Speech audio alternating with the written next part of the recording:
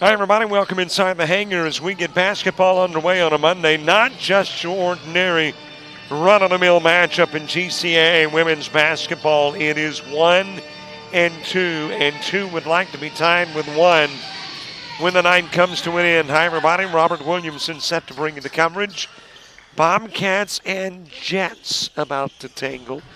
These teams have already met once, and in that one meeting it was 164 points scored, 84 of which went to East Georgia State, the other 80 to South Georgia Tech. And now it is South Georgia Tech trying to exact a little revenge and getting the opening points. There's your lineup for East Georgia State, led by McClendon, who had a double-double, a big double-double the last time these two teams met. Meanwhile, on the other side of the floor, they got a double-double of their own in Salumu. Salumu had 12 rebounds and 10 points when these teams met about 2 or 3 weeks ago.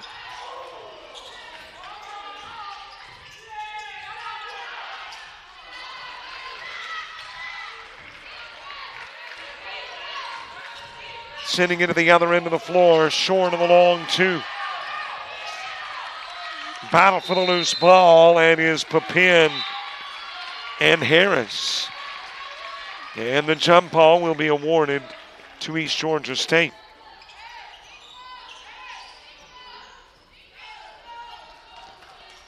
I mentioned 84-80 the final score on the 18th day of January.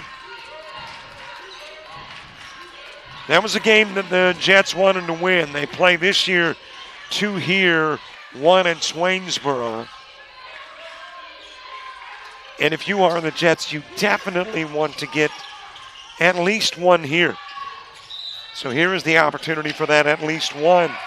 Off Sicano and out of bounds. Put in play to McClendon.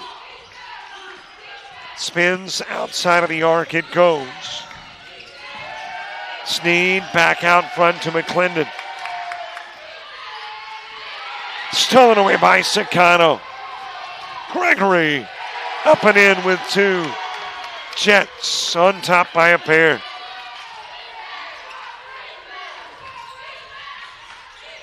Well, the inbounds the last time these two teams met was the interesting part. Specifically for the Bobcats, they struggled putting the ball in play. Given to Halls, into McClendon. Perimeter 2 off the rim for Blige.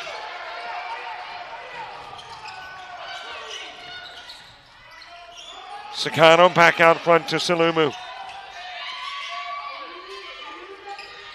Ignachenko into the corner. And Gregory loses it out of bounds off Sneed.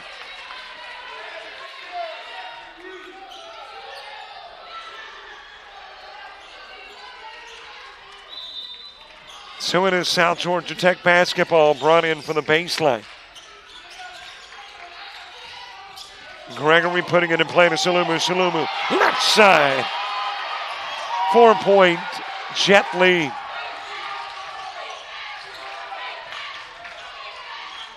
Got an energetic, boisterous cheerleading section off the rim for Sneed. Adding a little energy to the house. Papin into the corner. Sicano off the rim with the 3. Salumu fires it over to Ignachenko. Battling to get it back. And we've got a jump ball with a possession arrow, keeping it on this end of the floor.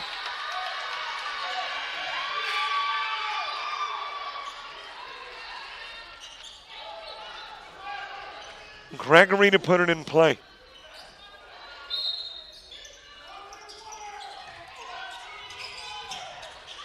Lofts it out to Ignachenko. Trying to get the handoff to Gregory, and is stolen away. Sneed into the paint. McClendon able to lay it up and in.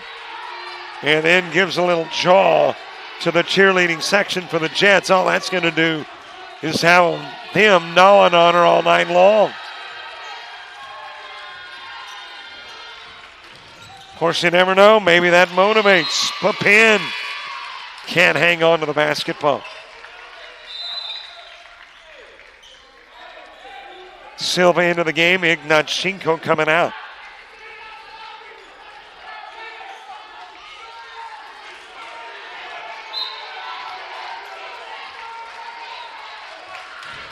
Well, I mentioned they're going to be riding McClendon all night long after that little jaw. But again, some players kind of thrive on that. We'll see if it affects McClendon.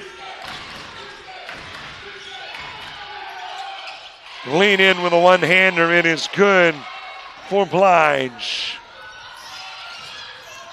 Sicano. Blocked by McClendon.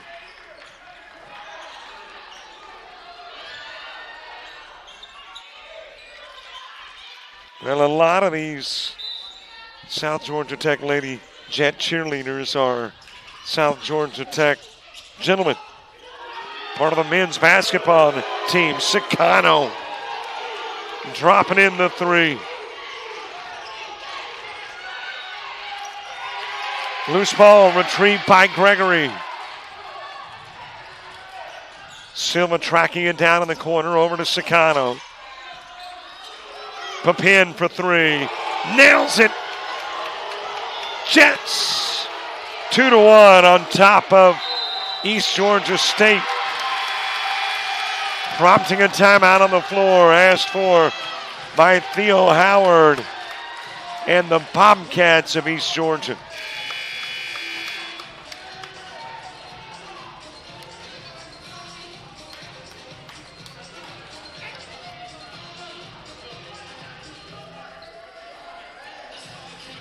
To South Georgia Technical College, where we make it happen. Whether your dream is to become a welder, a nurse, a restaurant owner, electrician, or aircraft mechanic, South Georgia Technical College can help you make it happen. SGTC has over 200 associate degree, diploma, and technical certificate of credit programs of study available. Visit our website at southgatech.edu for more information or to apply, or call 800-928-0283. So what are you waiting for? Let's make it happen. Well, there's a look at that cheering section for South Georgia Tech, and I don't know if they played a role in this 6-point early lead for the Jets, but they think they have. And they definitely haven't hurt the Jets. Meanwhile, East Georgia's been in these environments before. They've been down before. So if you're the Jets, you like the early lead, but it doesn't really mean a whole lot. You want that lead at the end of the game.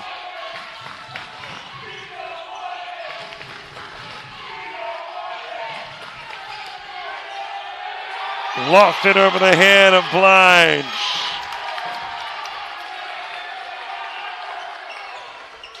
Well, the only thing about a boisterous crowd is that it does kind of obstruct our view when we go to certain sides of the floor. Our apologies, but they're bringing a little energy. Okay, a lot of energy. Give it over to Salumu. Drives and is fouled by McClendon.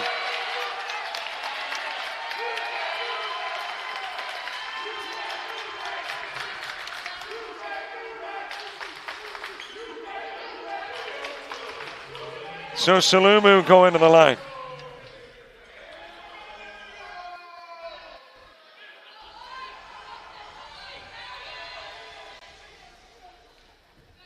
Salumu, a 60% free throw shooter.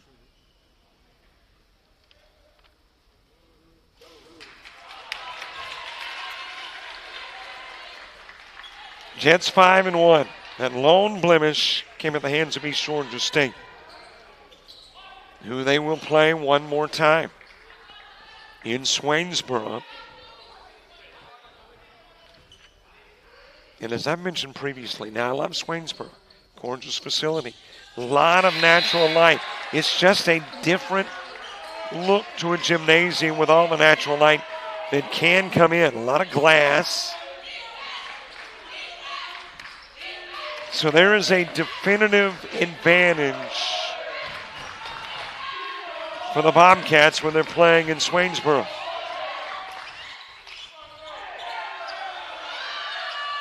Off the rim. Loose ball, McClendon able to retrieve. 3-ball in and out. Rebounded by Silva.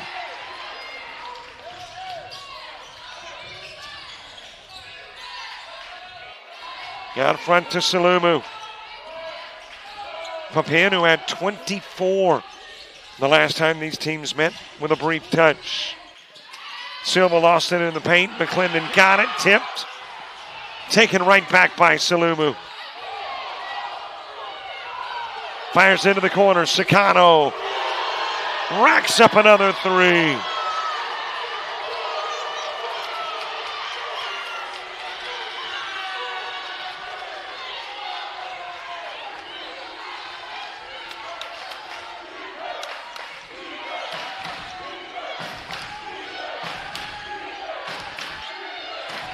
Fan down low to McClendon. And McClendon fouled by Salumu.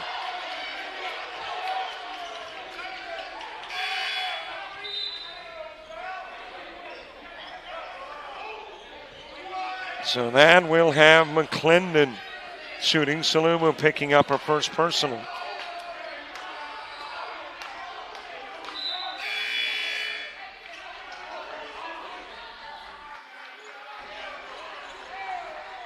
Ten-point Jets lead early. Inside 4 to play.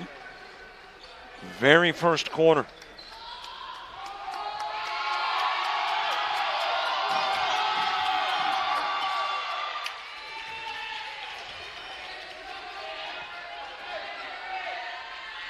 McClendon typically not a great free throw shooter, 34%. Goes 1 of 2.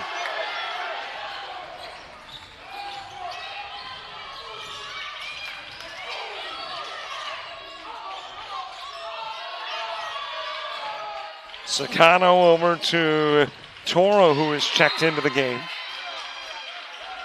And it's Hager Toro, the freshman out of Buford, Georgia. Also, Ignatchenko has come back in. She left the game when Silva came in. And now back in with Silva still in. On backcourt, can Sakano get to it? Does, just prior to the baseline.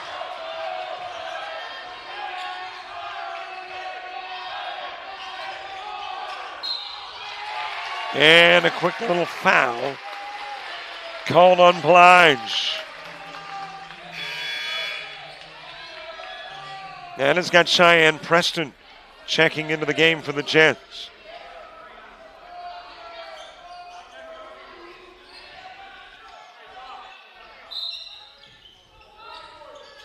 Gregory putting it in play from the opposite side, and now you got a foul on Ignatchenko. Ran into McClendon on the inbounds.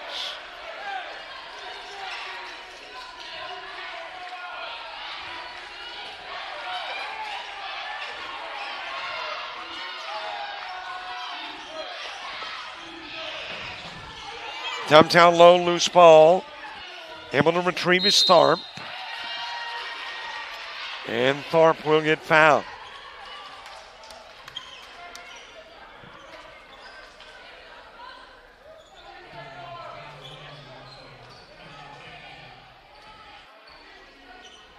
So Tharp going to the line. And I know fans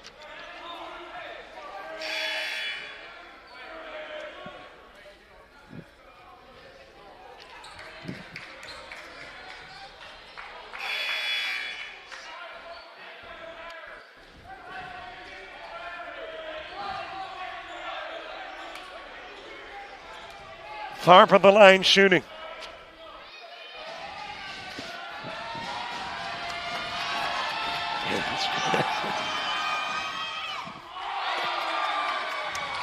Yeah, I appreciate Aiden Fitzgerald for the men's basketball team. He said, hey, guys, you get over there and get out of his camera shot. So thank you very much, Aiden.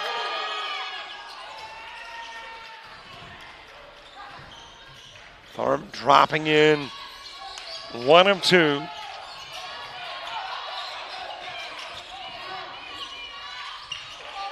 Into the corner to Preston, and Preston a long 2.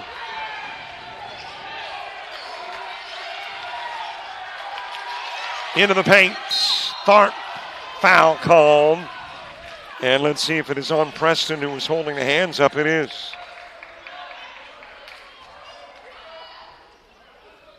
So Preston committing the personal.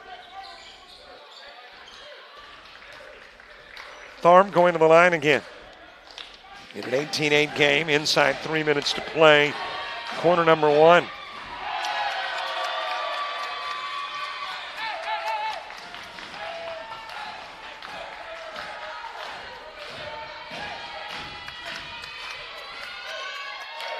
Well, as I mentioned, a lot of the cheering section is the men's basketball team, but they've got some recruits they brought in to bring energy into the house, and boy, have they.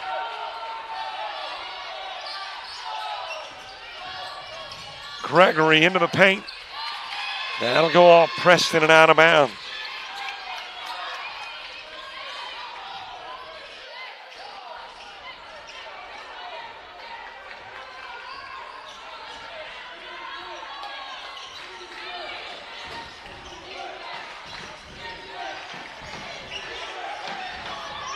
Top of the key, fed down low.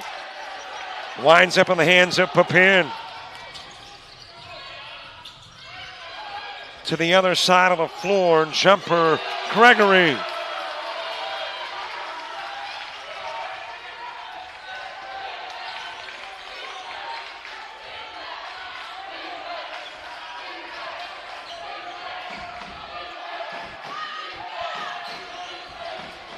Back out front, drive down low. That is Celeste Scott. And Scott will get fouled.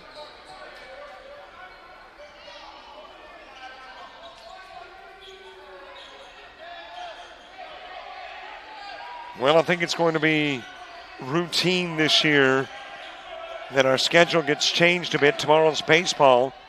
Florida Post Grads and Coastal Alabama North has been moved to the 17th. So no baseball tomorrow on JockJive. As a matter of fact, I don't guess we have any sports tomorrow.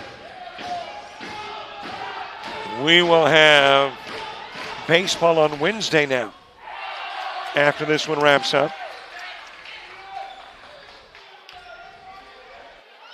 Celeste Scott, a 71% free throw shooter. 107 points on the year. Shooting with a couple of minutes left in the quarter. And she'll misfire on both. Papin goes over to Carter in the game. Carter did not play in the Albany Tech game on Saturday, as that's out of bounds off McClendon.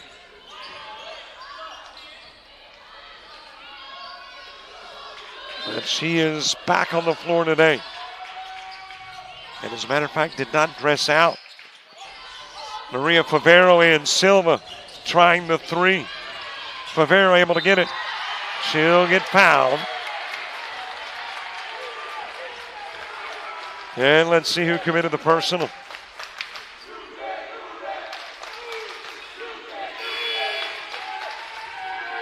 That is going to be charged to McClendon. And it's her second.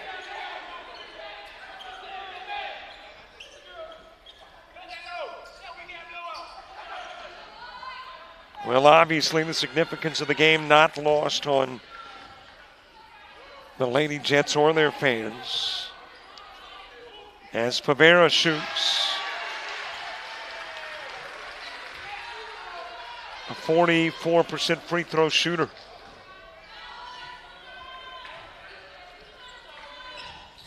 Goes 1 of 2, rebounded by McClendon.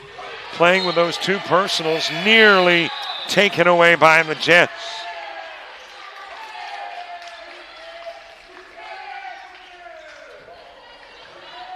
Boy, it feels like we've played for,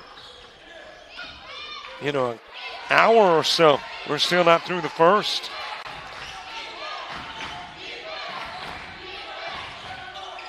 Dumped down low, stolen away, Papin. And she stepped out of bounds while in possession of the basketball. Was trying to get rid of it,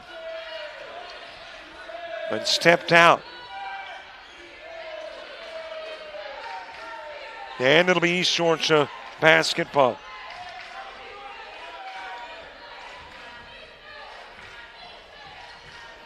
Still 90 seconds left in the quarter. As that is put in play. And Tharp, the offensive foul.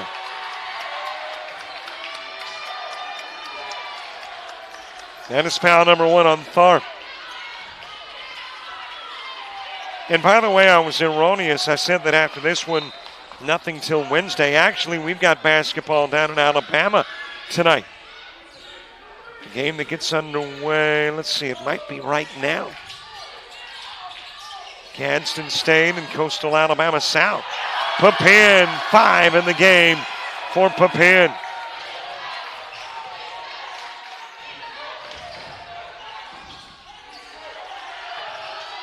Shooting from the corner. 3-ball, no good from Harris. Put back won't fall. Harris, Favero, and Salumu all trying to get the rebound. It'll be a jump ball, and the possession arrow favors the Lady Bobcat.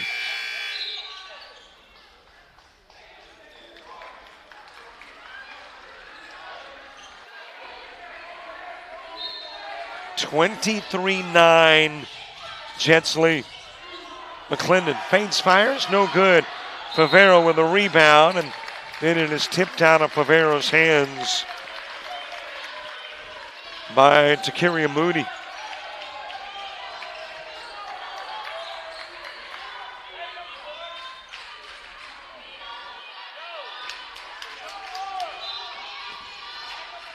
So the Jets put it in play.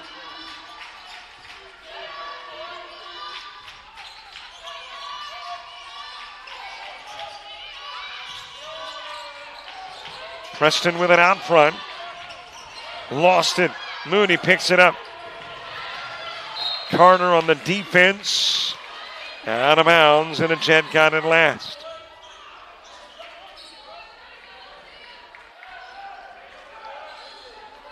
So with about a half minute left in the quarter, it'll be put in play from right in front of the Jets bench. Preston thought the Jets had it.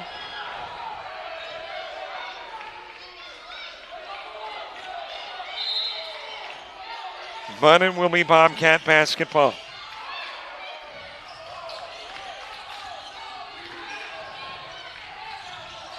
Fed into the corner. Back it goes to Scott. Scott misfiring. Favero with a rebound. Turns around, heads this way. Feeds over to Gregory, and Gregory with a miss. Retrieved by McClendon. She'll shoot the 3. Drop it in at the bucket. And they will say that's a long 2. That the tippy toe was on the line for McClendon. What an opening quarter. Jets by 12.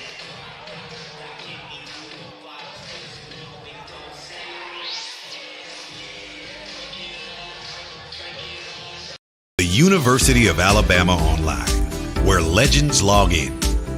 A tradition of excellence. Decades of experience in distance learning. Empowering students of all ages. More than 90 degree and certificate programs to advance your career. UA Online. Flexible, affordable, legendary. Let your computer be your campus. Visit online.ua.edu.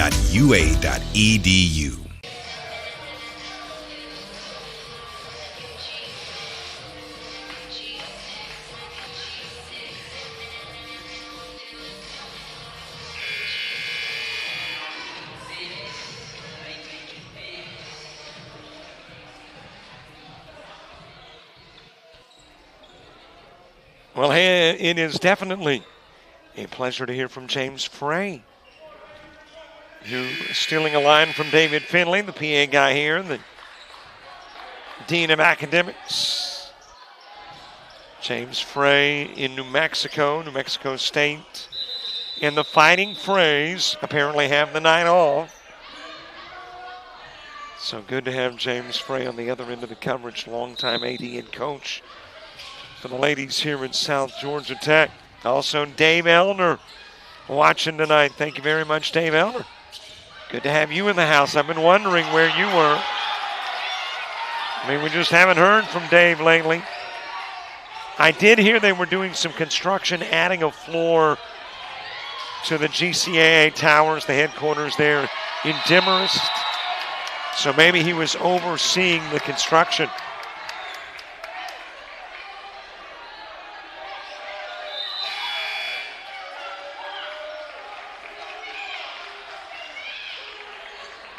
But thank you very much, Dave Elner and James Frey, for checking in.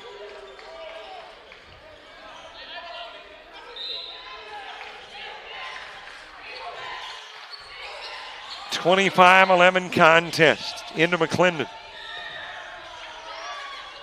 3-ball is rattled in. And it's Scott with the 3, and she did what McClendon did earlier. Turned around and gave this Jet cheerleading squad a little joust, a little verbal joust.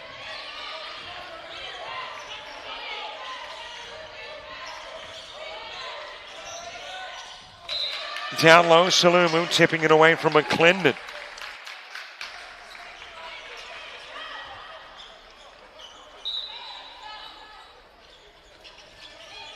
In play to McClendon. Into the paint, kicks it outside.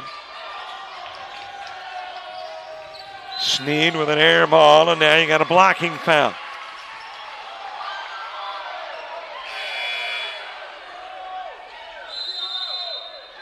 Well, there's apparently some disagreement from Jason Carpenter. I thought there was a foul call.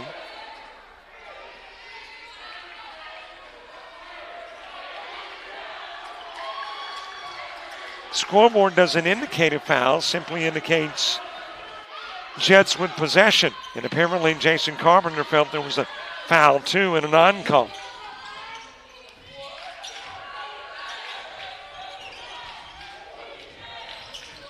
Carter into the paint, turn around, not there. And a foul called on Salumu as Halls was trying to retrieve.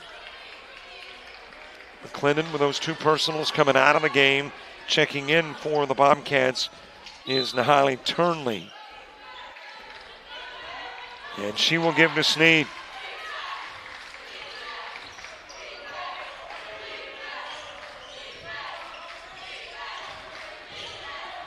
Turnley into the corner. 3-ball from Hawes, and Hawes knocking down the 3.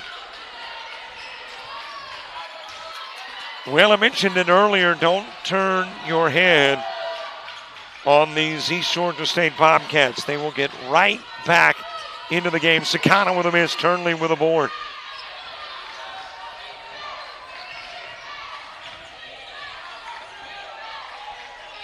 There's a reason they won it all a year ago and are number 1 coming into this game this year. Thrown back onto the floor by Gregory, but taken away and then dropped in by Sneed.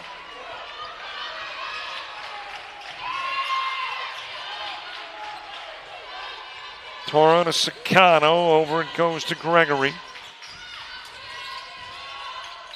And all of a sudden, it's just a 2-possession game. And Jason Carpenter says, ladies, we need to talk. 7:36 to play. Half number 1. Jets still on top, but not by as much.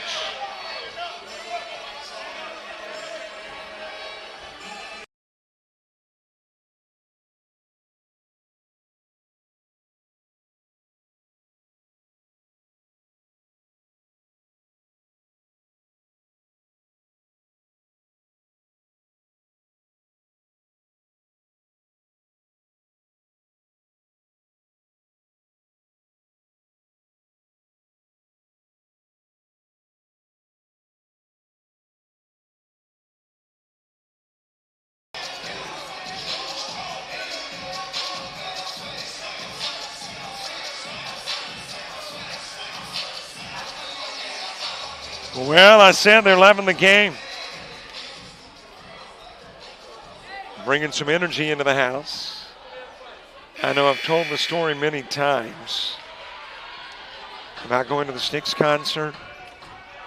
Okay, for you youngins, Styx is a rock band still in concert these days, really popular back in the 70s and 80s.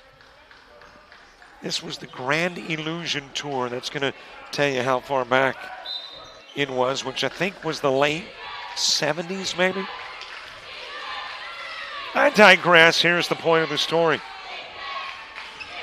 Lead singer says, we brought the music with us, you brought the magic with you, pointing to the crowd. Well, the Jets have brought the basketball with them, but the crowd has brought the electricity, the magic.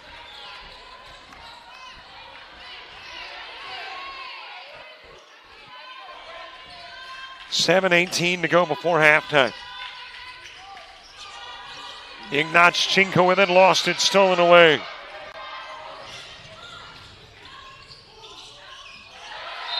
And that'll be thrown out of bounds by Celeste Scott. And the Jets will have possession.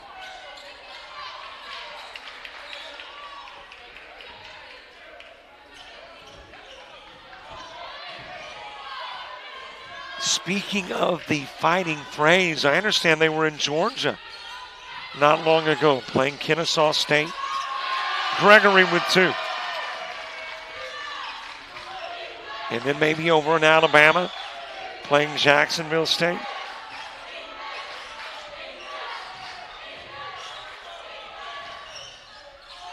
I got to try to find a spot on my schedule that jives with a game from New Mexico State in our neck of the woods. Sicano's got Gregory wide open on the other end of the floor, and she thought about tossing it that way. Sicano off on the 3, rebounded by Scott.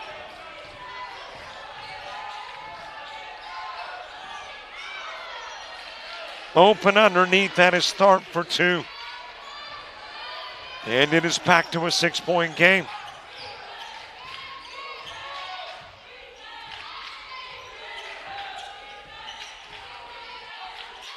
Sicano to Papin. Ignatchenko has Silva wide open in the corner. Taking it baseline and dribbled it out.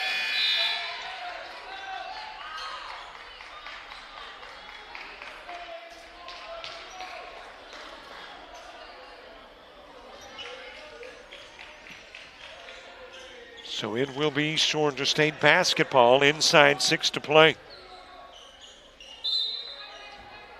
Half number 1, the only game tonight. And this game originally slated for last month. It had to be rescheduled. Gonna drive down low, loose ball. And the 3 ball plopped in by Hawes.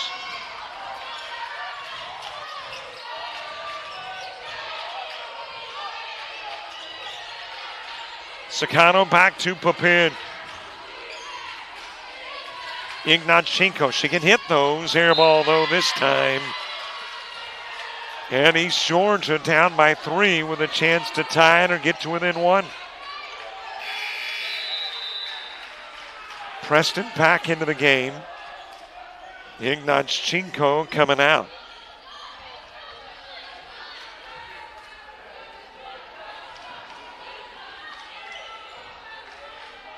Five minutes to play before halftime.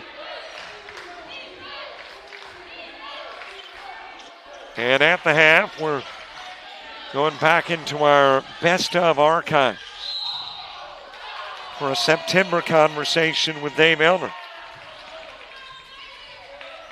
And you're going, haven't you talked to Dave since September? Yes. In November, there's an excuse, not a good one, but there is one. And that is that I'm on a different computer than I typically use. So the newer interviews are on the other computer, not this one. And then you might say, well, wasn't that the excuse you used Saturday? Well, Yes, it was. And didn't you have a day that you could have gotten those interviews and put them on the new computer? Yeah. I'm coming up with an excuse for that. I'll have it to you by halftime. Out of the corner comes Carter. Carter misfiring. Rebounded by Sneed.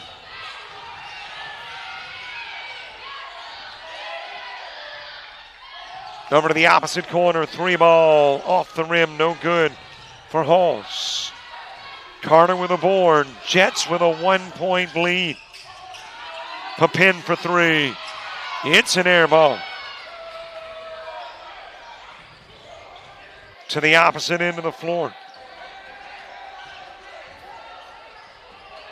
And that will go out of bounds off of Papin.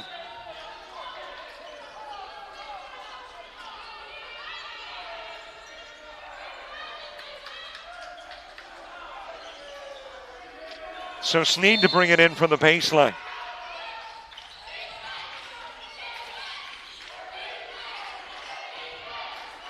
Down front to Halls.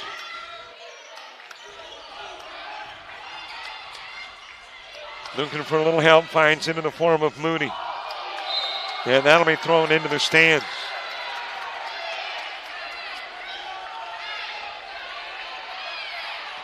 I think it was Yakiman on the men's basketball team that wound up with it. He wanted to shoot I guess it would be the 4 if you shoot it from the bleachers.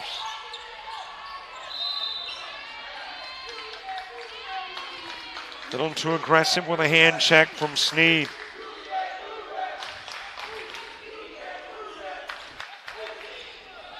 So Sneed will pick up her second foul.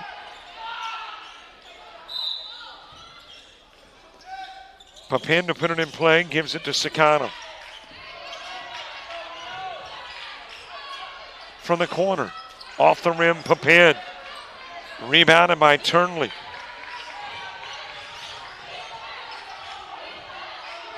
Scott near the timeline, backs it out, sets the offense up for East Georgia. Threw it right into the hands of Salumu. And she'll be fouled on the other end of the floor. Tharp did it.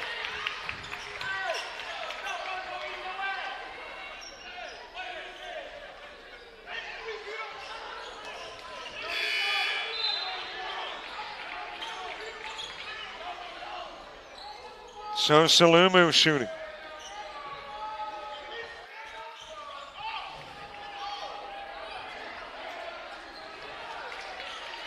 .317 left in the half.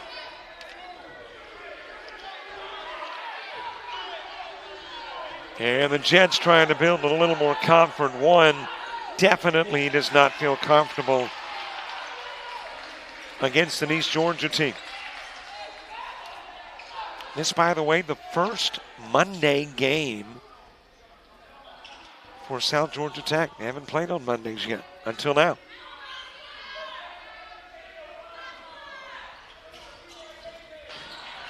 Salumu, 1 of 2.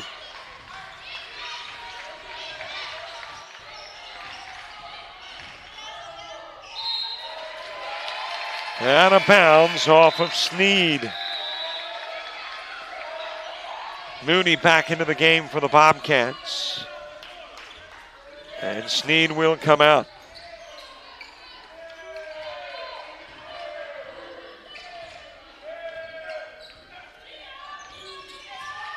Brought down the floor by Carter, gives to Favero.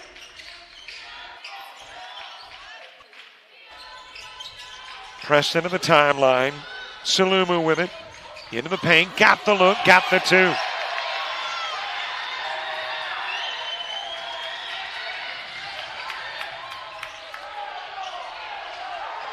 Three ball is an air ball. Tipped around but gathered in by Halls. And there is a 3 from Moody.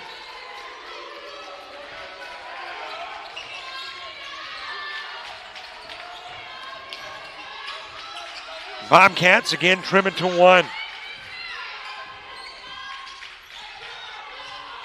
Handed to Salumu. And Salumu drawing the Turnley foul.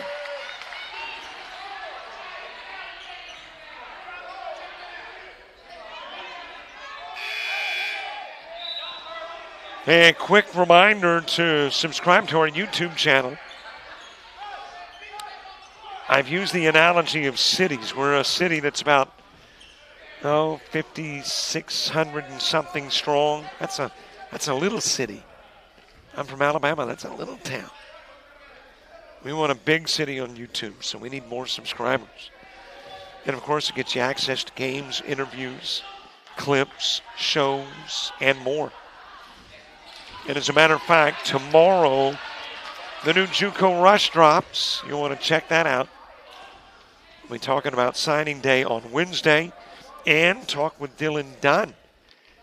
Dylan Dunn was on the BYU roster last year, and he's going to a junior college this year in Butler.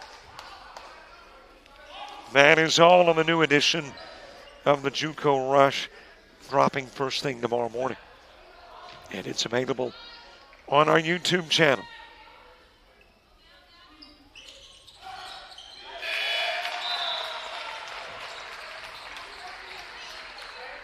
Salumu again, 1 of 2. McClendon back into the game for the Bobcats.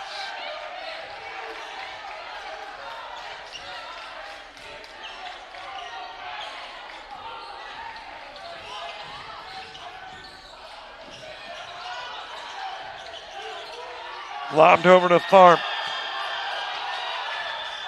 Waving for it as Mooney in the corner finally gets it and dribbles it out of bounds.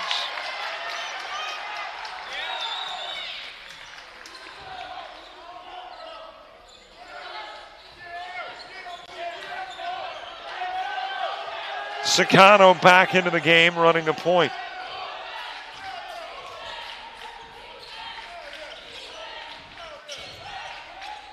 Into the paint, creating a separation. Got the look, got the 2. Stolen away by Gregory. Lost it, Favero nearly had it. Taking it away is Moody.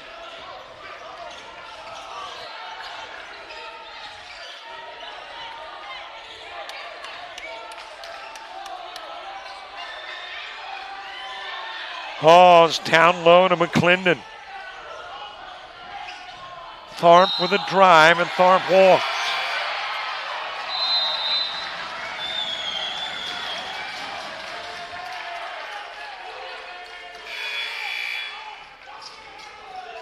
South Georgia Tech basketball with about a minute to play in the half.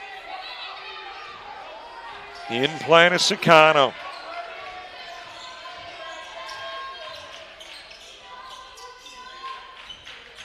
Out of the corner comes Favero, spin move. Flips it over to Gregory, who will back it out and give to Sicano.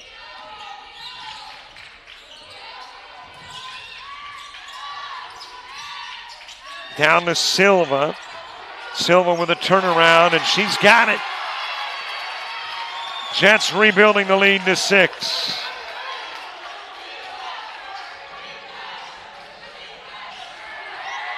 Lobbed right into the hands of Favero, who tried to get the toss to Gregory. Stolen away by Moody. For 3, off the rim. Rebounded by Favero. Handed to Sicano. Carter into the corner. Gregory. Doesn't matter. Toro, I make that Carter committing the foul. Missed by Gregory, but wouldn't have mattered.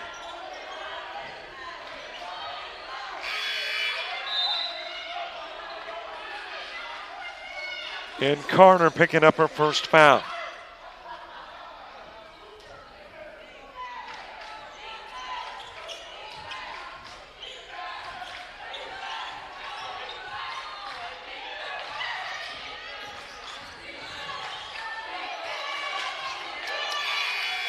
Shot is late. After the buzzer sounds by Sneed. And the Jets head into the locker room at halftime. up by 6. Well, that's what you get in the GCAA when 1 and 2 meet. An electric first half. And it is the Jets on top. Well, I promised you that conversation recorded in September with Dave Elner, the commissioner of the GCAA. It's next.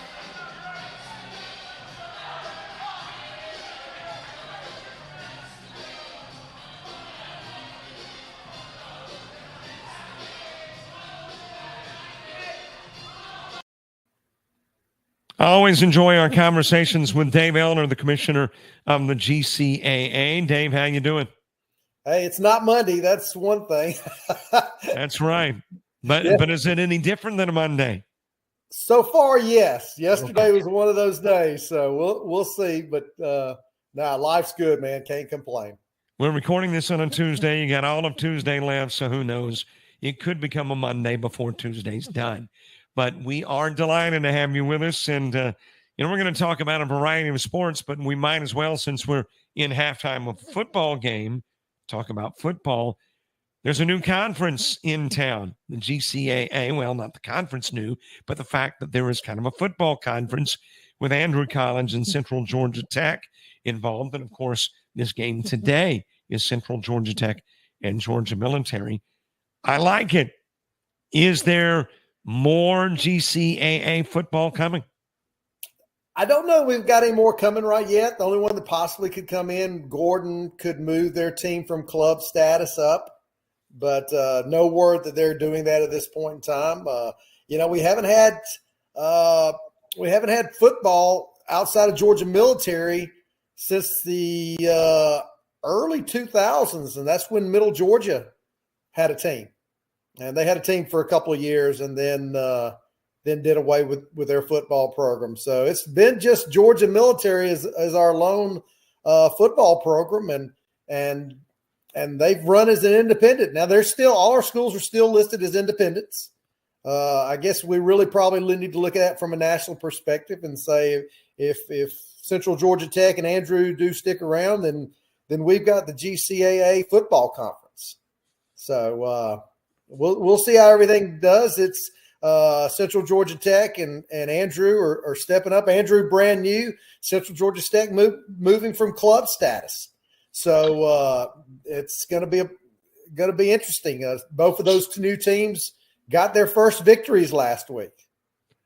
So all of the Georgia teams win last week. GMC wins. Central Georgia Tech wins. Andrew College wins. That's a win-win for the GCAA, I would think. I mean, there is some additional publicity involved, too, when you've got more football programs. Well, it's not only that, the schools, it helps their enrollment. You're adding probably 100-plus kids onto your campus. So there's that enrollment kicker right there. And, I think we'll see how – Central Georgia Tech and Andrew are getting their feet wet right now. I think for them, their schedules are pretty much loaded with prep schools, and they're trying to get it going, get it moving in the right direction, get everything clicking on all cylinders, so to speak. Georgia Military, hey, this is nothing new for them. This, you cover them every week, which we're so appreciative of. I mean, you just came back from Tyler, Texas when they put together a 35-10 victory right there. As a matter of fact, behind at halftime, and then they poured it on in the second half. Some great football from GMC a week ago, and obviously we are hoping for the same this week. All right, you said if they do stick around, in referencing Central Georgia Tech and Andrew College, does that mean this is kind of an experimental probationary period? I wouldn't say that's an experimental probation period, but we all know football is very expensive to run. It's not cheap, and that's one reason why Middle Georgia did away with it. They were still paying for football several years later. Now the operations of it have sort of changed a little bit. A lot of schools are really requiring a lot more out of the students as far as financially to cover. So we'll see how it does, but we're excited to have them at this point. If it does become a conference that declares a champion, what is the process that would be different then as compared to now? They're playing each other once. I really would like to see them play each other twice. Don't know that that'll happen. We'll see at that point. I'm serving this year on the football committee, so you know as well as I do over the years with all of our sports, who you play matters. And if you're playing NJCAA schools, whether it be Division I or Division III, they're going to look at that a little more favorable than if you're playing at a prep school. So, I got a feeling next year both Andrew and Central Georgia Tech will probably have a little stronger schedule. Can you give us a little insight into how this came to be? Because it really kind of seemingly, from at least an outside observer's perspective, kind of snuck up on us. We didn't know it was going to happen. And then all of a sudden there are two more football programs. Well, we've been talking about it, but, a lot of times until it's a done deal, until the ink's dried, so to speak, on schools really pulling the trigger and backing and supporting, you just don't want to say, hey, we're going to have football, and then you don't have football. So we pretty much waited till that was a definitive, and I think our schools see the importance of playing in JCAA as opposed to just club. All right, let's talk about the conference. One school out, that is ABAC. They have now become an NAIA school. So we have seen over the course of the last decade or so, and we've talked about this before, kind of a downsizing in the conference. What do you see in the next couple of years from an overall conference perspective? Well, ABAC was one of our long-standing members. They've been around 30-plus years. And there's always a dynamic change, Robert. We saw back in the 80s where Georgia and Alabama were together as one conference. Georgia grew, Alabama grew. So those two were split nationally. 5-6 years ago, we were up to 20, maybe it's a little longer than that, 8 years ago. We were up to 22 schools. And then we had mergers. Some schools dropped programs financially from the athletic standpoint. They just dropped the programs. So the one thing that we can't do, we can't create schools. So and then we're also, we have we have 4 members that are of the TCSG, the Technical College System of Georgia. Then the other ones are from the USG, the university system. And then we have a couple of privates. So, we can't go out and create schools. The technical school, their mission is really workforce readiness. Most of them do not have facilities for athletics. As being covering South Georgia Tech in basketball, they created an old plane hangar into a really nice basketball facility. And so most of them don't have those facilities, and those type of things come into play when you're looking at starting athletics. And so if you don't have facilities, that makes it that much harder to have programs. You're dependent upon other people besides yourself. If you do things like that, you better have a contract in place, because that other outside entity could yank the carpet right out underneath your feet at the very last moment. And so there's a lot. You want to be in control of your athletic program, not someone else. And so that's where I don't see our technical schools. A lot of them are not just, and there's nothing wrong with that. They just don't see it as part of their mission. And some that have, and they wanted to do it, but they really didn't jump into the deep water with it. So that's where we lost some of those. Of course, we lost some of our USG schools through consolidation. The financial aspect. If collegiate in academia, if schools' budgets are being cut, then they're looking at everywhere to cut those. And athletics is not exempt from that. So we look at that, we just say, okay, cuts are coming from the state. And so we sit there and say, okay, can we make it through this? And you get to a point where it says, okay, we're working on bare bones right now. And would I love for us to have unlimited schools and unlimited budgets, yes. But you also got to look at the financial aspect of that. And we have some schools that are sharing services. And so, I don't know where we're going. And then a lot of it is dependent upon the university system of Georgia. They can make a decision, which, there's nothing that from our end that we can do. And we just got to go along and adapt to that. You mentioned the fact that Georgia and Alabama in the 80s were a combined region, and that's not totally uncommon.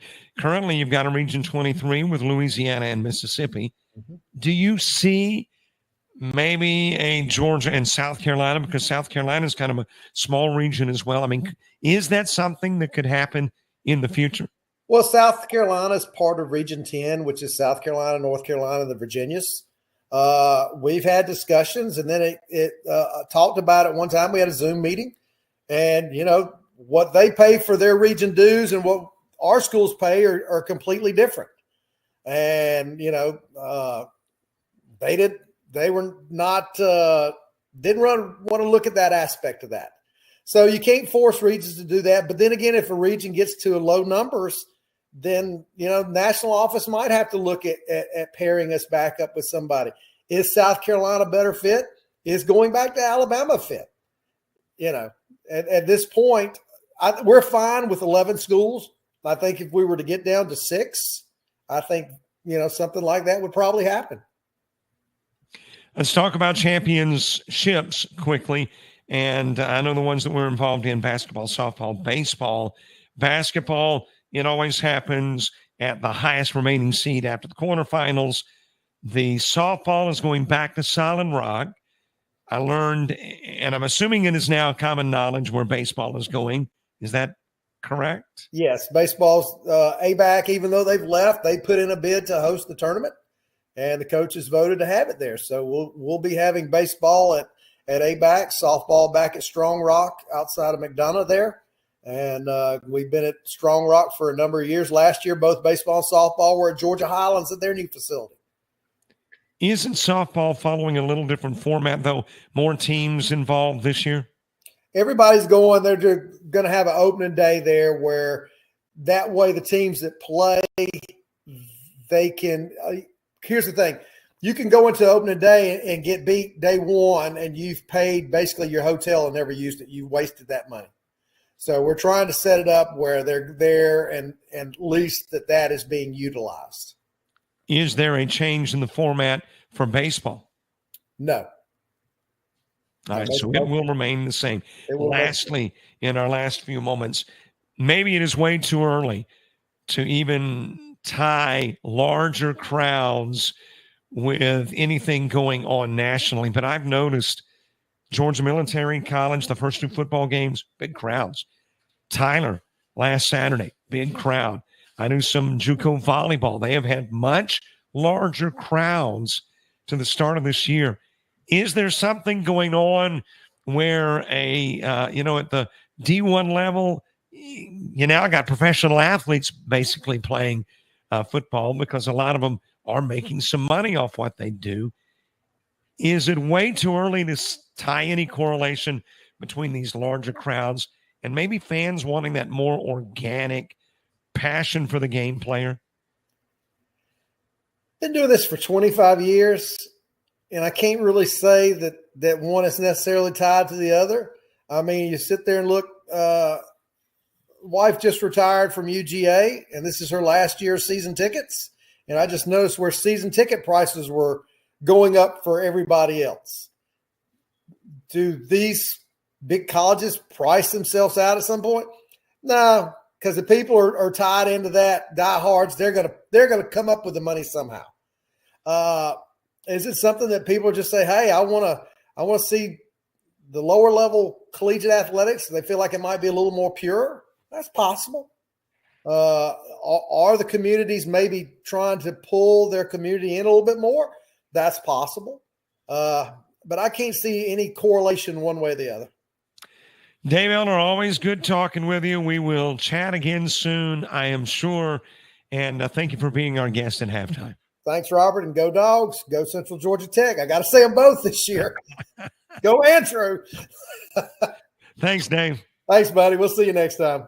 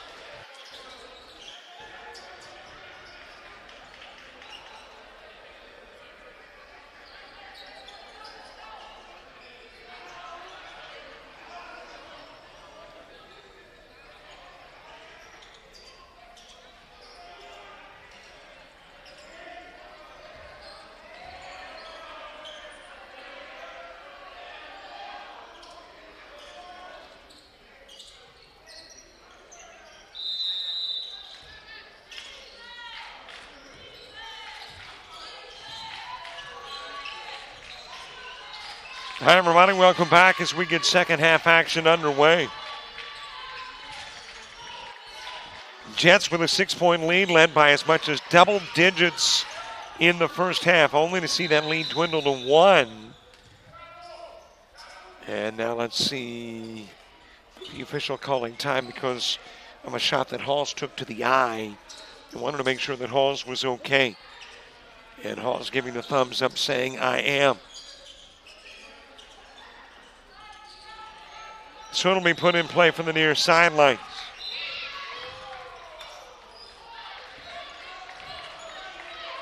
And put in play by Harris. Same 5 that began the game. Begin the second half for the Bobcats. And now Sneed, who did start the second half, coming off the floor. And in is Moody. So yeah, same starters from one half to the next. But about 20 seconds in, Moody comes in for the Bobcats. So you have got Moody, Halls, McClendon, Blige, and Harris. Blocked by Salumu. Gregory with it on the other end of the floor. And the Jets with the same 5 that began the game, beginning the half. Salumu extending the lead to 8. Salumu, Gregory, Ignachenko, Papin, and Sakano. All beginning half number 2. Sakano with the rebound off the missed 3. And you might have noticed that base of Jets fan support, well, it's moved to the other end of the floor for good reason. That's the end of the floor that the Bobcats will be shooting from. So their plan is to distract. We'll see if it works. Moody's got it out front. Hall's coming out of the corner, then down low off the rim, rebounded by Salumu.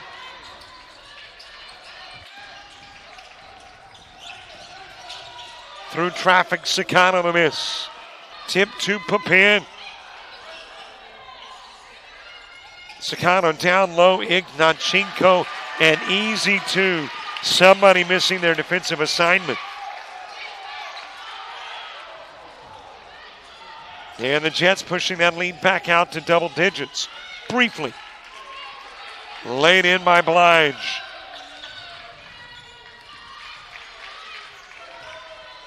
Well, you saw some of the first half team numbers. Taking a look at some of the individual numbers. Hall's the leading scorer for the Bobcats. Nearly a steal. McClendon able to get it back. Goes into the corner. And then the heel went out of bounds for Blige. Hall's had 8 in the first half for the Bobcats. Top rebounder was McClendon and Turnley, both with 4. And if you're looking at foul issues, there were 3 with 2. Sneed, McClendon, and Turnley. Most time on the floor in the first half. Scott with 15 minutes, 10 seconds. And, well, it happened early in the first half. It happens early in the second half. Jets jump out to a big lead, prompting a Theo Howard timeout.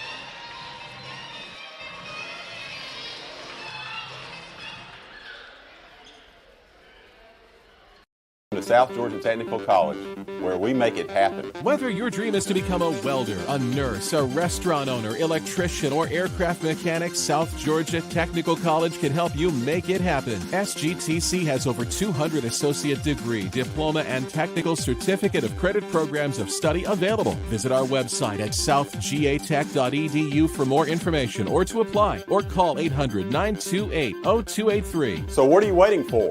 Let's make it happen.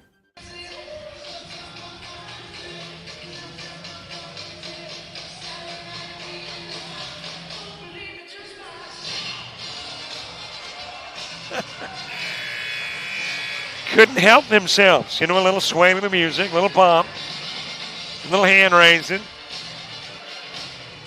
Enjoying the popcorn, the music, and the basketball. I'm not sure in what order. Hanger and Americas. Second half action, 7:19 to play in quarter number 3. Well, we haven't said anything at all about the ramifications, potentially. Now, this game in itself, directly, it does indirectly, but directly has no bearing on where the semis and the championship will be played. But it indirectly does.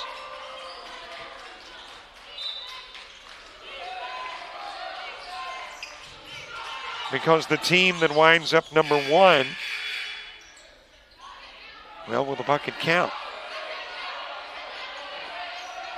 And now the officials will discuss. This is going to be an interesting question.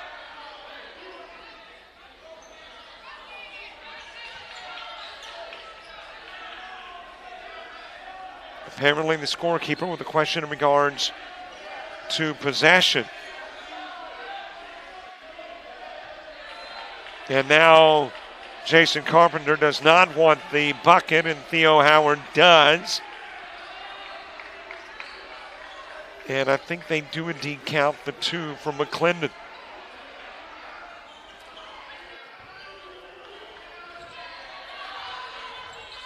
So it is a 44-33 game.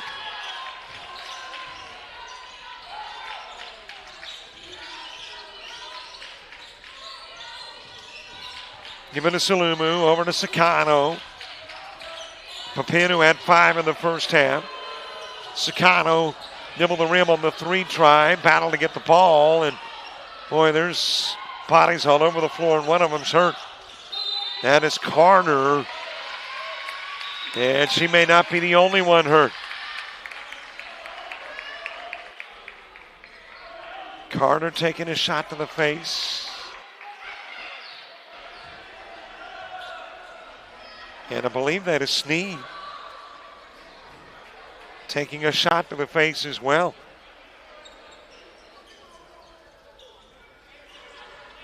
So Carter gets up and is okay. Sneed not up yet.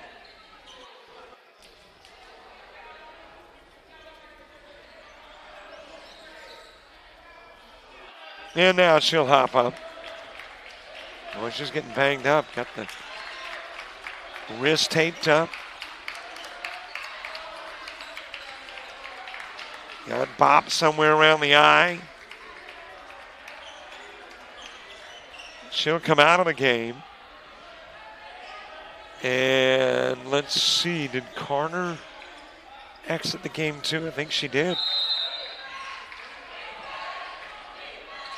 So Carter out of the contest as well.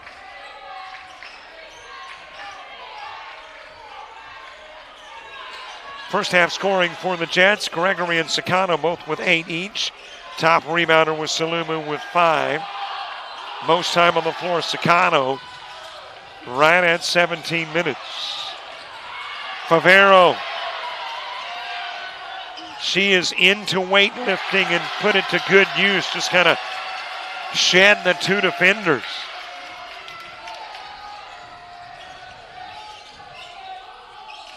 McClendon off the glass for 2.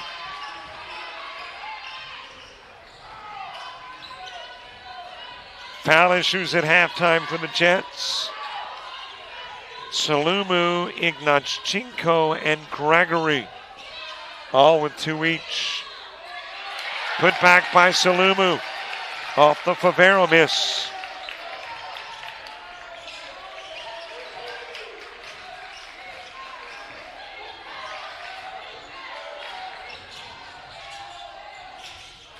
And out of the corner comes Tharp, able to drop it in.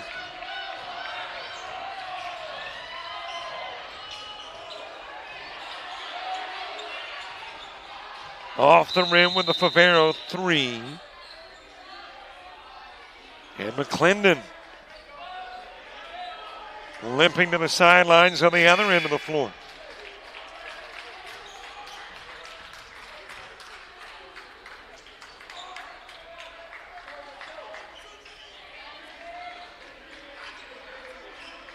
So McClendon coming out of the game.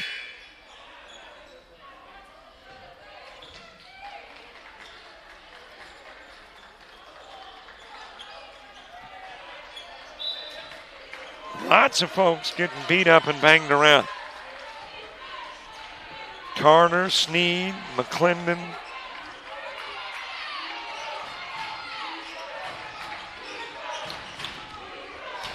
Moody into the corner, Halls with it, defending his Favero. Pull-up jumper over Gregory, rebounded by Tharp, and Tharp for 2.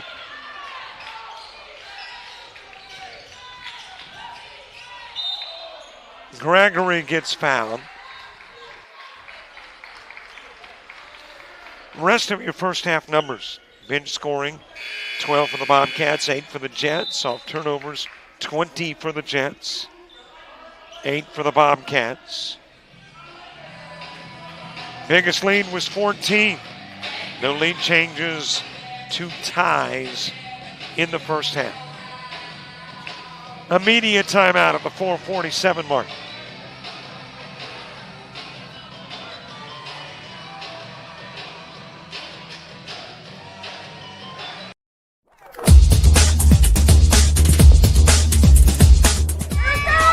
Just about all Wayne Jones County. Diving catch at shortstop.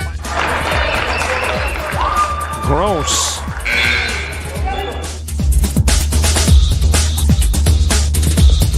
Towards the gap. Diving catch in center field by Ben Aklinski. There is a shot towards deep short. Crafts got it. Long throw over, and he got it.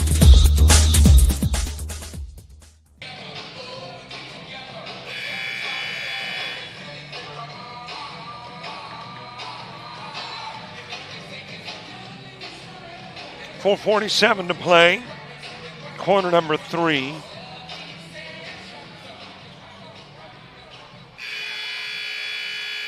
Either East Georgia leaves with a 2-game lead in the GCAA over South Georgia Tech, or the 2 teams will be tied atop the GCAA with that meeting in Swainsboro, if nobody else knocks off either, being very, very important in determining who's the 1 seed. Loose ball on the floor, and Toro able to get it back and then lost by Favero, other end of the floor. Laid up and in by a Moody. And it's a 7-point game.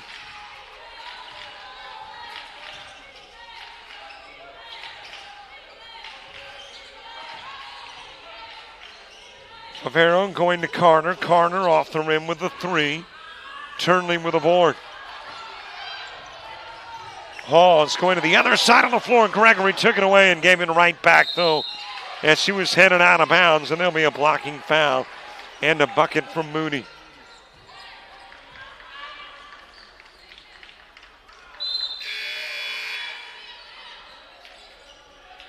Trio of Jets coming in. Papin, Salumu, and Sakano. Toro, Favero, Gregory. All out.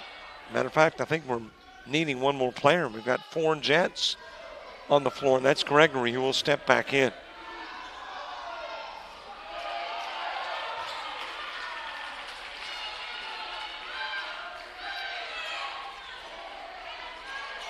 Got a halftime score from Bay Minette, Alabama. In ladies basketball, Coastal Alabama South with a 40-28 lead over Gadsden State.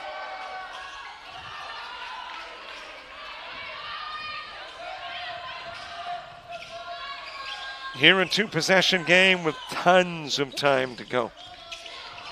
Got a quarter and 3, almost 4. Over to Sicano, off the rim. Saved back onto the floor by Hawes. And it's Moody with it. Steps back, launches a 3, short, grabbed by Carter. Goes to Papin, and Papin drawing the foul.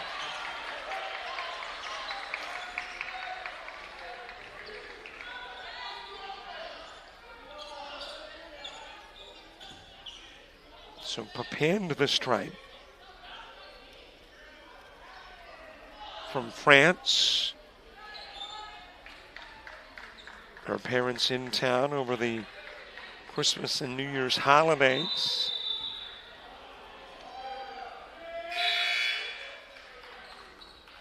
McClendon back into the game. And Turnley will go out.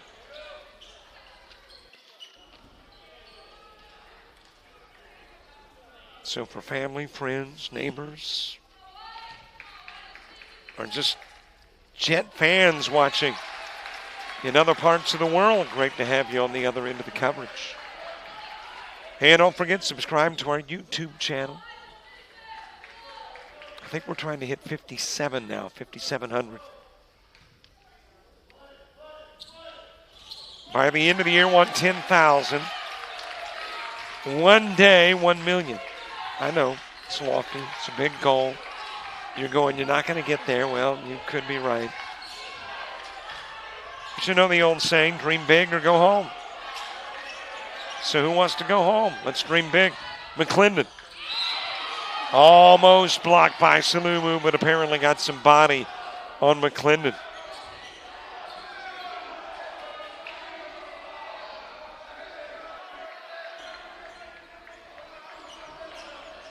And McClendon at the line, who was 1 for 2 at the stripe in the first half.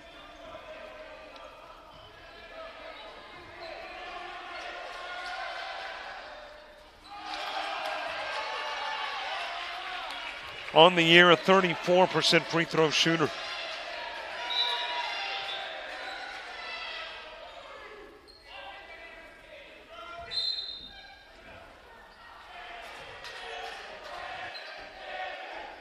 McClendon, a big game the last time these two teams met. And you're going to have a push by Halls.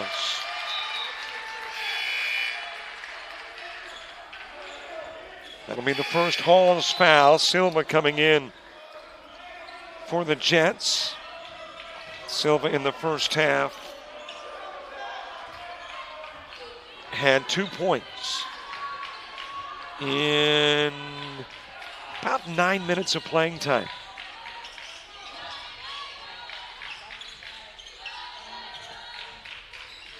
Into the corner to Sicano, gives out front to Papin.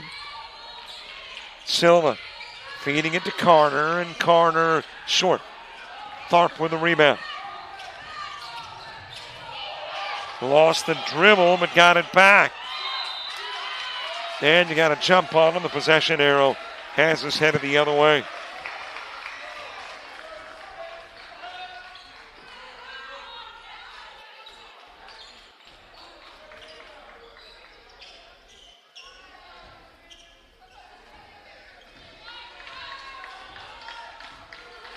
Sicano walking it down the floor.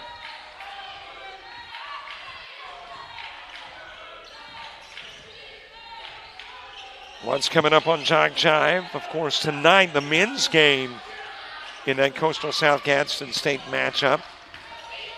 And about 8:30 Eastern. You want to catch that. Wednesday baseball. Reed State and Coastal Alabama South.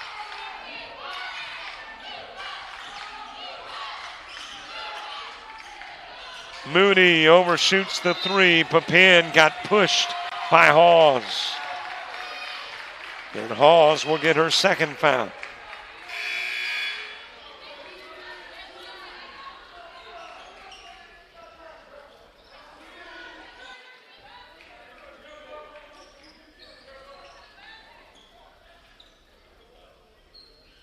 Well, the official headed to the other end of the floor thinking that that was the fifth foul.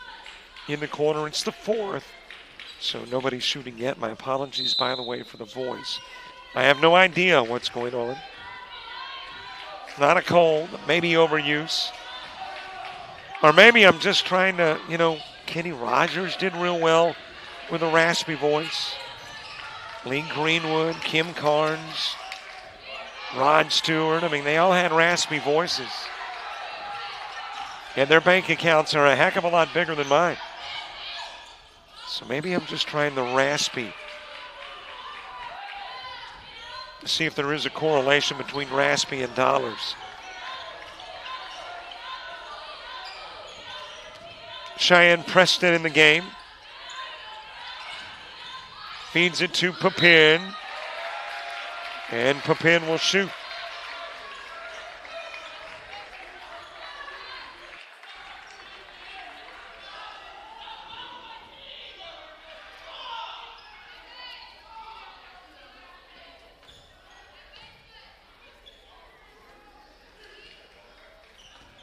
Papin with 7. First half 5, so a couple of points in half number 2 for Papin, who did not go to the stripe in the first half, but this is her second trip there in half number 2.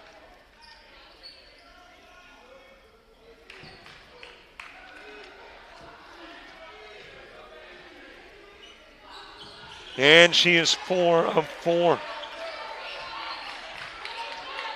In Papin, you're talking about a lady that shoots a lot of shots in practice and during non-game time. They got those machines that spit the basketball back to you. She has shot more than 136,000 shots with that machine.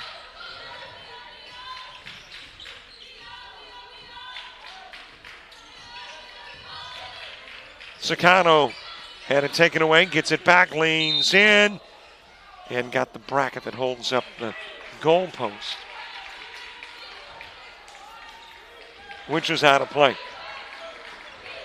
Bobcats with it.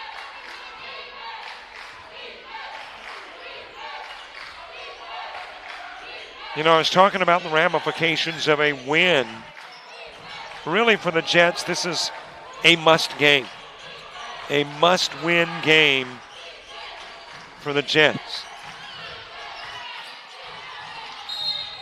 Stepping out in the corner is Scott. If you want to host, if you want the semis and the championship to possibly wind up here, you really feel like this is a must-win situation for the Jets.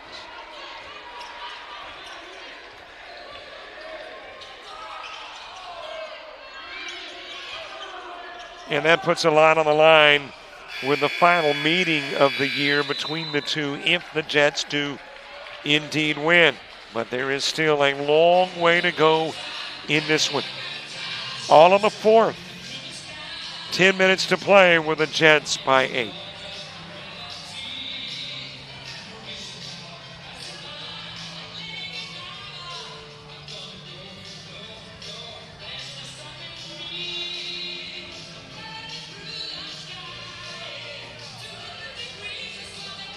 To South Georgia Technical College, where we make it happen. Whether your dream is to become a welder, a nurse, a restaurant owner, electrician, or aircraft mechanic, South Georgia Technical College can help you make it happen. SGTC has over 200 associate degree, diploma, and technical certificate of credit programs of study available. Visit our website at southgatech.edu for more information or to apply, or call 800-928-0283. So what are you waiting for? Let's make it happen.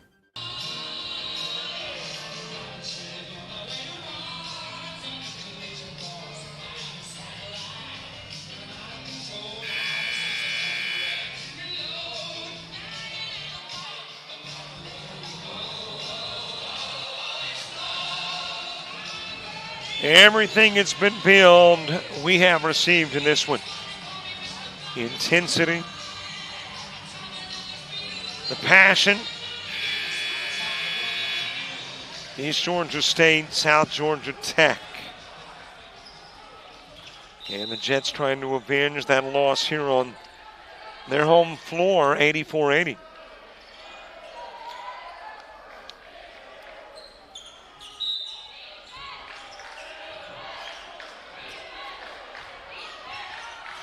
Next for the Jets, 10th of February, Southern Crescent Tech. And you got to walk. But I have a feeling there is nary a Jet thinking about Southern Crescent at the moment. Put in play to Sakano and tipped out of bounds by Hawes.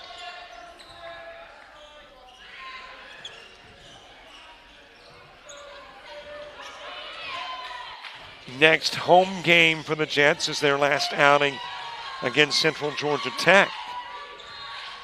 And that'll happen on the 12th. Salumu with a miss, rebounded by Tharp.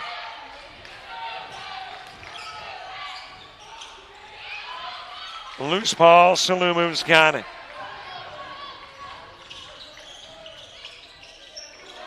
Into the corner to Papin, off the rim. Ignatchenko getting into a jump ball. And the possession arrow keeps us on this end of the floor.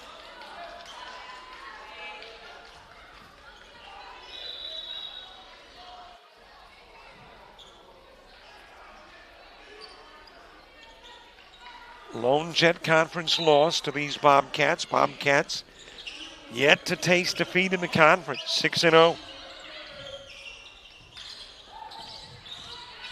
Salumu with a drive, left hand, left side. 2 points and a 10-point lead. Into traffic, Turnley in and out. Ignatchenko able to come down with it.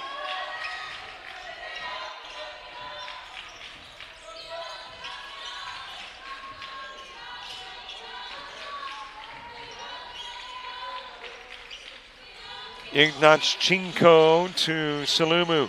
A rocket to Sakano.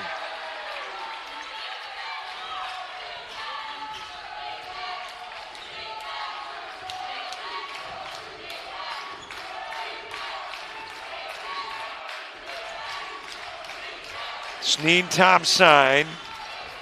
Turning the screen. Sneed giving to Scott. Papin hanging with her, down to Turnley. Blocked by Ignatchenko. With it is Salumu. Got the numbers. And off the rim for Sakano.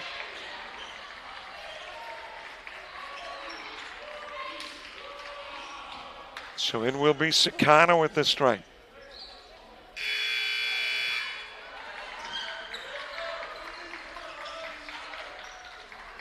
Tharp picking up her third foul.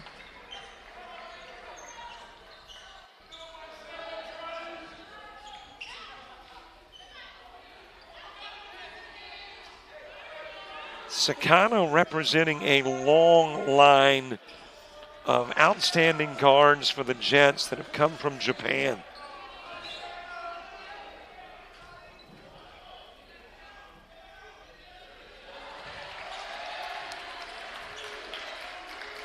Second leading scorer in the GCAA. Right behind another Jet, Gregory.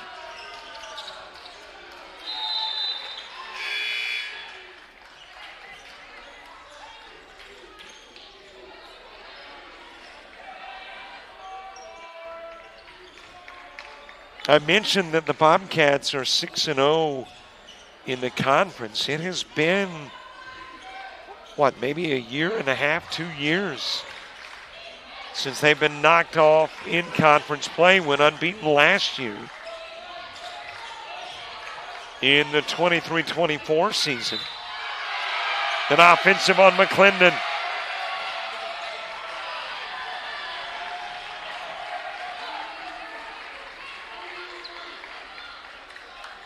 And that is going to be 3 on McClendon.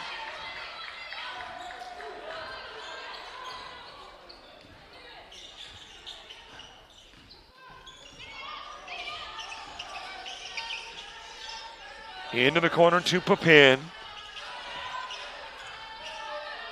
Preston to Carter.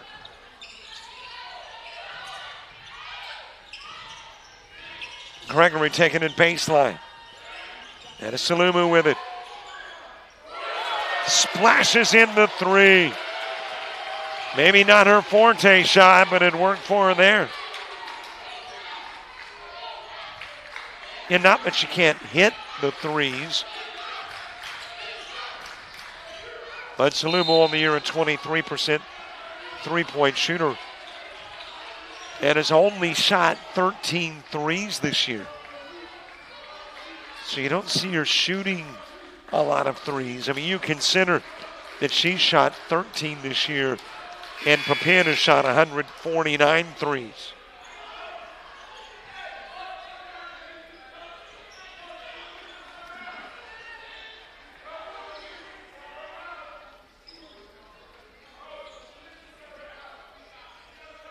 McClendon in the stripe after the Salumu 4th foul.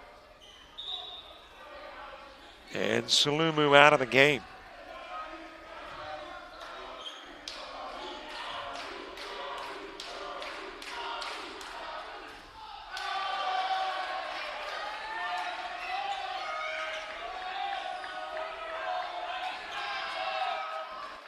Well, McClendon all year long has struggled at the stripe. Goes 1 of 2. 34% free throw shooter coming in. And it's her work in the paint, both offensively and defensively, that makes her so tough to contend with. Tipped out of bounds by Sneed.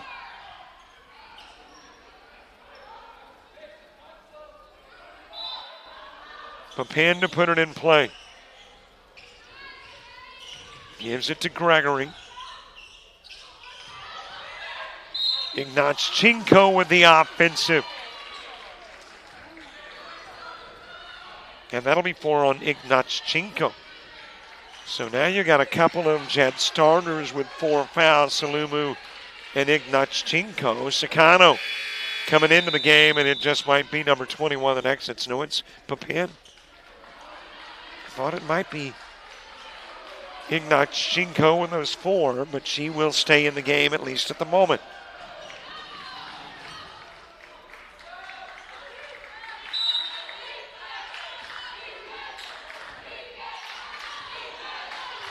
Put in play to Sneed.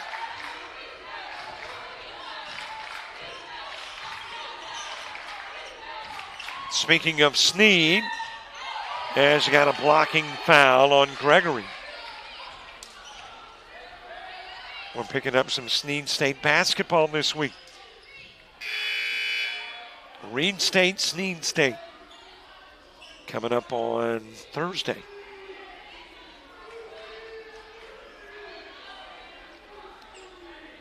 And now Silva into the game and Ignatchenko out.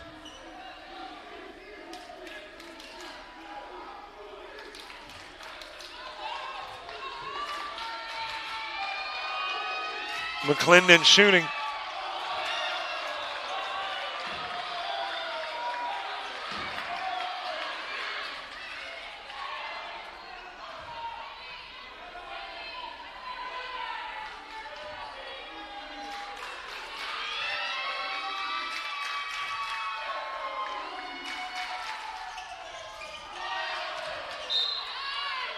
Off the rim and off Preston. And will stay on this end of the floor and belong to the Bobcats after the misses by McClendon.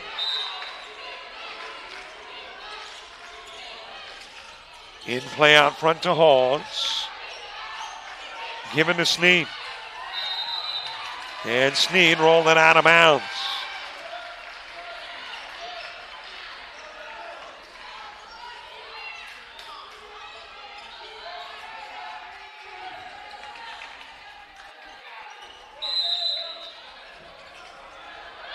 Preston putting it in play to Sicano, checking back into the game.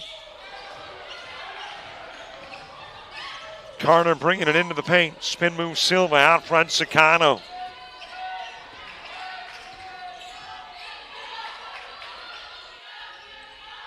Gregory trying to get it to Silva. It is stolen away by Tharp.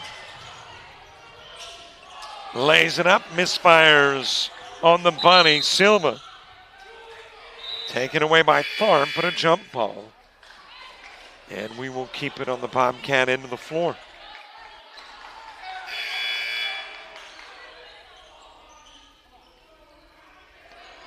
Papin in, Silva out.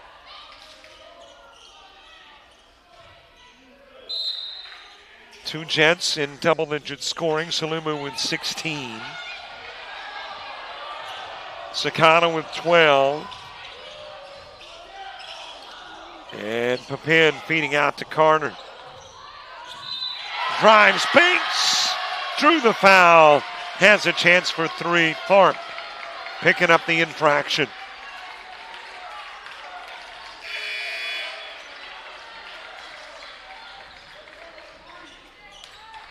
And that's got Carter shooting.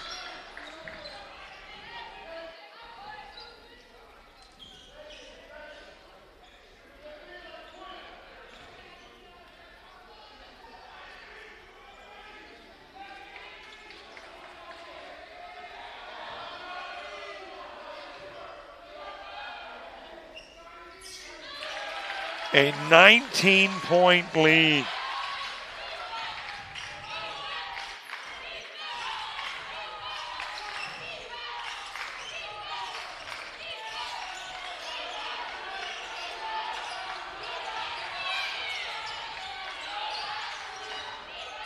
Out front to Blige, checking back into the game, trying to get the pass down low. Taken away by Salumu. Salumu with a rebound off the miss. Put back good. 18 in the game for Salumu.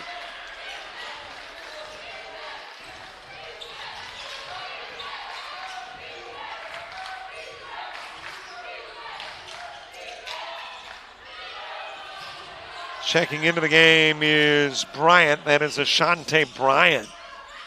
McClendon banks it.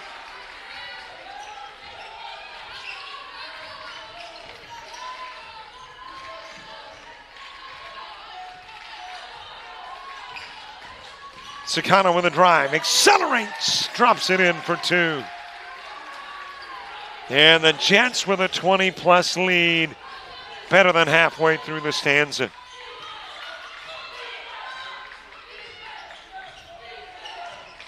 Bryant top side. Give goes to Blige. Trying to get it down to McClendon.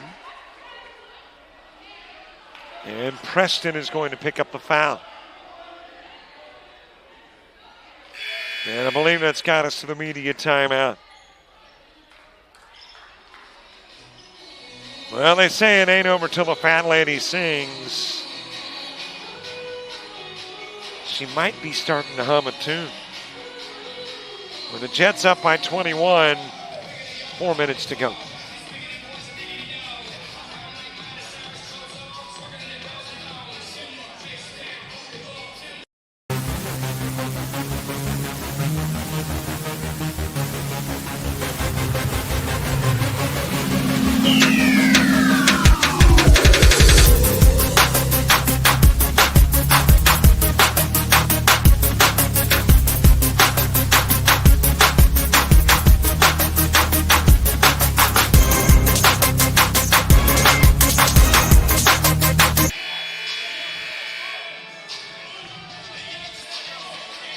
Well, I got to give Von Prosser a little camera time.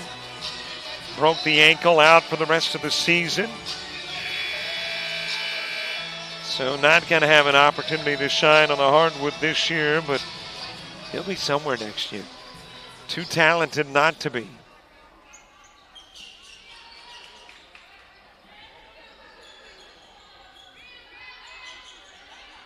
.21 lead, 4:03 to play. Not over, but Now every possession huge for the Bobcats if they want to get back into a game. It sees them down by 7 possessions.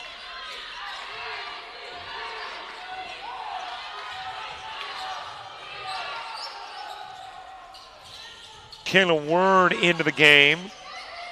Turnley with a miss down low. Word coming up with a rebound.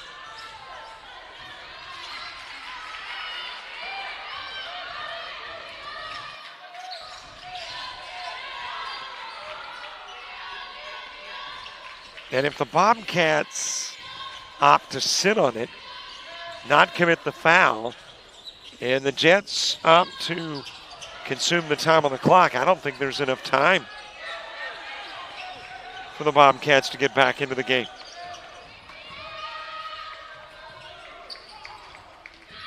Out of the corner, Carter. And Carter got wrapped up by Ward.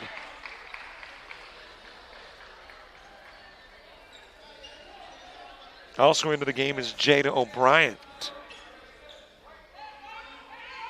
So you got a Bryant and an O'Brien. Ashanti Bryant and Jada O'Brien.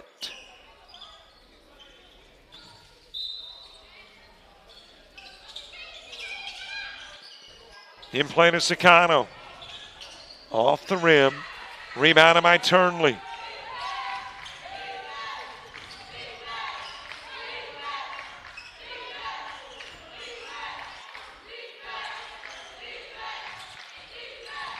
Given to Bryant. Picks up the dribble near the timeline. Gives it down to Faith Scandrett in the game. And walking with it is Salumu.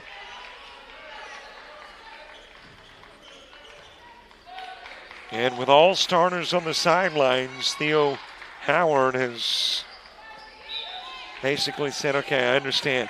We're not going to overcome a now 19-point lead with 2.5 to go. So getting some ladies extra playing time in a hostile environment. And it's hostile in a good way for the Jets. This crowd has been electric, and they definitely played a role, especially early.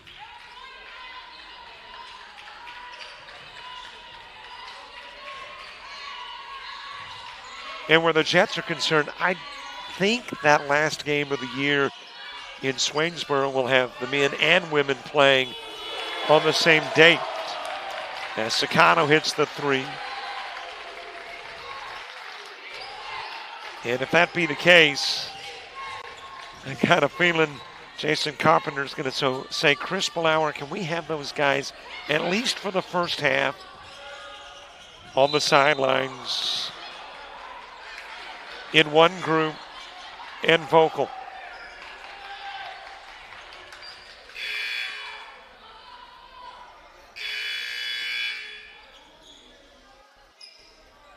Preston in, Papin in, Salumu and Favero coming off the floor.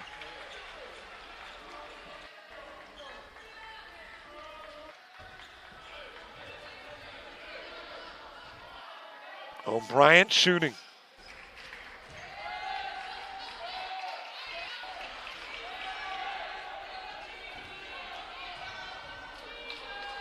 O'Brien from North Augusta, South Carolina. Going 1 of 2.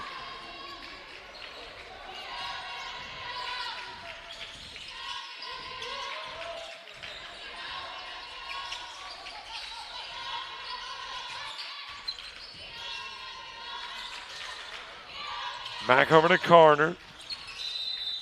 And that'll be lost out of bounds by Carter with 1:19 to play.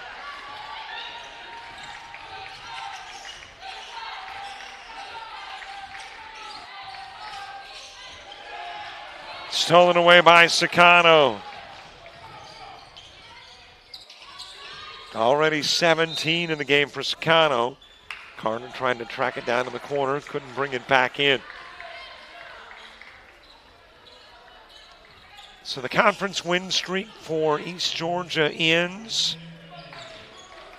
They will fall into a first place tie with the team that has moved up into a first-place tie, South Georgia Tech.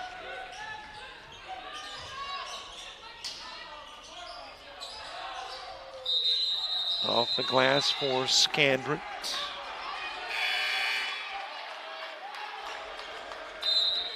Then a jump ball and possession arrow favoring the Jets. And that's not to say that Albany Tech can't sneak up and beat one of these two, or that Central Georgia Tech can't sneak up and beat one of these two, but it's just not what you anticipate. So now we're anticipating a matchup in Swainsboro between two once-beaten conference teams for an opportunity to host semis and championship.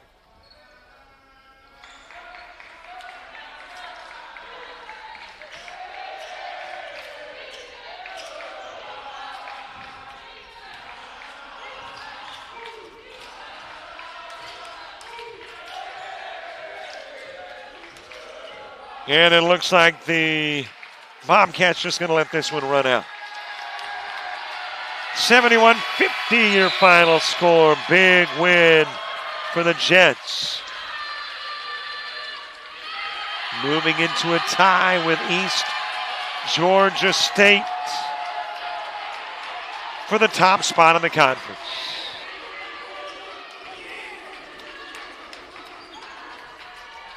Hey, thanks so much for watching. A reminder, Jason Thompson is on the call down in Alabama, where Coastal Alabama South is taking on Gadsden State. Ladies game still in progress, and the men's game coming up if you want to check that out on JockJive. Thanks for watching. Follow us on Facebook, Twitter, Instagram, TikTok, and Threads. Subscribe to our YouTube channel. And we will see you back here on the 12th.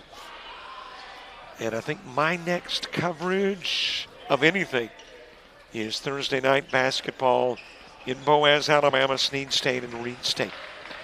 See you then for all the folks at South Georgia Tech and JockJive. I'm Robert Williamson. So long, everybody.